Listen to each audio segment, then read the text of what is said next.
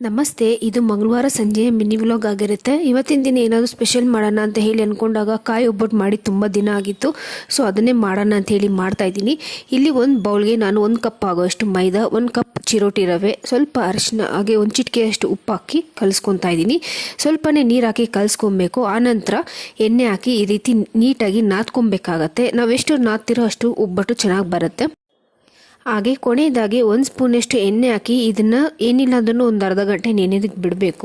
ಹಾಗೆ ಒಬ್ಬಟ್ಟು ಮಾಡೋ ಪೇಪರಿಂದ ಈ ರೀತಿ ಒಬ್ಬಟ್ಟನ್ನೆಲ್ಲ ತಟ್ಕೊಂಡೆ. ಹಾಗೆ ರುಚಿಯಾದ ಒಬ್ಬಟ್ಟು ರೆಡಿ ಆಯಿತು. ಈಗ ಹಾಗೆಯೇ ಇದ್ರ ಜೊತೆ ನಾನು ಕಲ್ಲಂಗಡಿ ಹಣ್ಣು ಇತ್ತಂತ ಹೇಳಿ ಅದನ್ನೇ ಜ್ಯೂಸ್ ಮಾಡೋಣ ಅಂತ ಹೇಳಿ ಮಾಡ್ತಾಯಿದ್ದೀನಿ. ಈಗ ಜ್ಯೂಸ್ ಜಾರ್ಗೆ ಕಟ್ ಮಾಡಿರೋಂಥ ಕಲ್ಲಂಗಡಿ ಹಣ್ಣು, ಸ್ವಲ್ಪ ಸಕ್ಕರೆ, 1 ಟೇಬಲ್ ಸ್ಪೂನ್ ಆಗೋಷ್ಟು ನಿಂಬೆ ರಸ, ಹಾಗೆ ಐಸ್ ಕ್ಯೂಬ್ಸ್ನ ಹಾಕಿ ನೀಟಾಗಿ ಬ್ಲೆಂಡ್ ಮಾಡ್ಕೊತಾ ಇದ್ದೀನಿ.